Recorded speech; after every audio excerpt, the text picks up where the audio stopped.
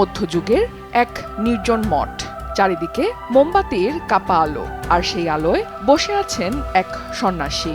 তার সামনে ছড়ানো বিশাল চামড়ার পৃষ্ঠা, সময় কম আর শাস্তি ভয়ঙ্কর। গল্পের শুরু এখান থেকেই। এক গুরুতর অপরাধের জন্য সেই সন্ন্যাসীর শাস্তি নির্ধারিত হয়েছিল মৃত্যুদণ্ড।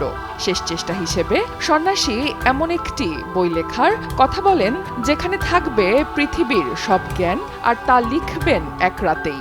অসম্ভব সেই প্রস্তাবেও রাজি হয়ে গেল মঠের প্রধান। কিন্তু রাত যত গড়ালো, সন্ন্যাসী বুঝতে পারল এটি কোনোভাবেই সম্ভব না। ভয় আর মৃত্যুর আতঙ্কে একসময় সে সাহায্য চেয়ে বসল খোদ শয়তানের কাছে।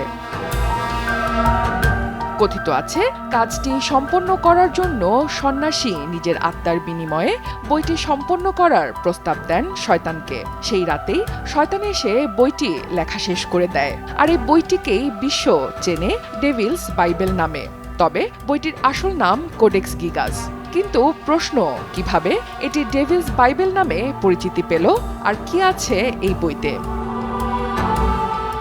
ল্যাটিন ভাষায় কোডেক্স গিগাসের অর্থ বিশাল বই। প্রায় ৩ ফুট লম্বা, ১.৫ ফুটের বেশি চওড়া, ৯ ইঞ্চি পুরু, ওজন প্রায় ৭৫ কেজি, একজন পূর্ণবয়স্ক মানুষের সমান। ৬০০-র বেশি পৃষ্ঠার এই বইয়ের প্রতিটি পৃষ্ঠা তৈরি হয়েছে প্রায় ১৬০টি প্রাণীর চামড়া দিয়ে। ধারণা করা হয় ১৩০০ শতকে বর্তমান চেক প্রজাতন্ত্রের বোহেমিয়া অঞ্চলের এক বেনেডিক্টাইন মঠে এটি লেখা হয়েছিল। এটি শুধু ধর্মীয় বই নয়, বরং এক চলমান লাইব্রেরি। এতে রয়েছে পুরো ল্যাটিন বাইবেল, ইতিহাস, চিকিৎসা বিজ্ঞান, ক্যালেন্ডার, জাদুবিদ্যা এবং এক্সোরসিজমের মন্ত্র। অর্থাৎ এক বইয়ের ভেতরই গুছিয়ে রাখা হয়েছিল সেই সময়ের প্রায় সব জ্ঞান। তবে বইটির সবচেয়ে রহস্যময় অংশ একটি পূর্ণ পাতা জুড়ে আঁকা শয়তানের ছবি। মধ্যযুগে এমন চিত্র অস্বাভাবিকই নয়, প্রায় অকল্পনীয়। আর আশ্চর্যের বিষয়, এই ছবির ঠিক বিপরীত পাতায় রয়েছে স্বর্গের চিত্র। একদিকে নরক, অন্যদিকে মুক্তি। গবেষণা বলছে এই বই কোনো এক রাতের কাজ নয়। পুরো বইটি সম্ভবত একজনই লিখেছেন, এবং তার সম্পূর্ণ করতে সময় লেগেছে অন্তত ২০ থেকে ৩০ বছর।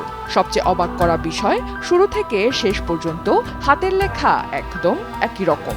না ক্লান্তি, না পরিবর্তন, না কোনো ভুলের ছাপ, যা আজও গবেষকদের কাছে এক বড় রহস্য।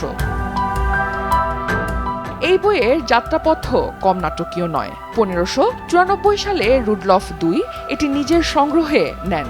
এরপর 30 ইয়ার্স ওয়ারের শেষ দিকে ১৬৪৮ সালে সুইডিশ সেনারা প্রাগ দখল করে বইটি নিয়ে যায়। স্টকহোমের রাজপ্রাসাদে সংরক্ষিত ছিল এটি। ১৬৯৭ সালে ভয়াবহ আগুনে পুড়ে যায় প্রাসাদের বড় অংশ। কিন্তু কোডেক্স গিগাসকে বাঁচাতে জানালা দিয়ে ছুঁড়ে ফেলা হয়। যদিও এতে কিছু পৃষ্ঠা হারিয়ে যায়, রহস্য আরও বাড়ে। বর্তমানে বইটি সংরক্ষিত আছে সুইডেনের জাতীয় গ্রন্থাগারে কঠোর নিরাপত্তায়। সাধারণ মানুষ সরাসরি এটি স্পর্শ করতে পারে না, তবে ডিজিটালভাবে দেখা যায় এর পৃষ্ঠা। শতাব্দীর পর শতাব্দী ধরে এই বইকে ঘিরে তৈরি হয়েছে অভিশাপের গল্প। তবে গবেষকরা বলছেন এর অনেক কিছুই কাকতালীয়, লোককথার অংশ।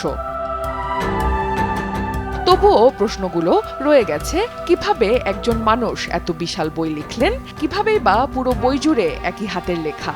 কেন শয়তানের সেই ভয়ঙ্কর প্রতিকৃতি? হয়তো কোডেক্স গিগাস শুধু একটি বই নয়, এটি মানুষের ভয়, বিশ্বাস আর অজানার প্রতি আকর্ষণের প্রতিচ্ছবি। কারণ সব রহস্য শুধু তথ্য দিয়ে ব্যাখ্যা করা যায় না।